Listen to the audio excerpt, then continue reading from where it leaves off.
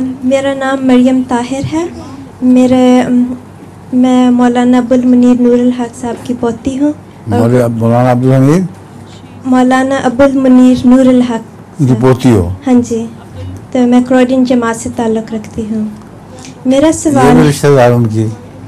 मेरी भाभी है। अच्छा जी हजूर, मेरा सवाल है कि ऐसे लोग जो जमात की मुखालफत करते रहते हैं, क्या हम उनके नाम के साथ हज़रत का लफ्ज़ इस्तेमाल कर सकते हैं, जैसे कि वो मौलवी मोहम्मद अली साहब और ख्वाजा कमालुद्दीन साहब?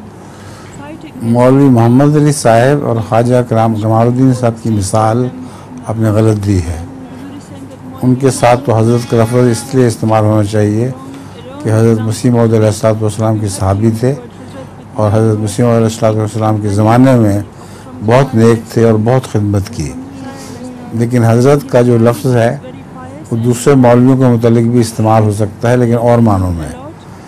कहते हैं बड़ा हज़रत है, तो जो शरीर और शरारत हो किस्म के फितने पैदा करने वाला उसको भी हज़रत कहते हैं।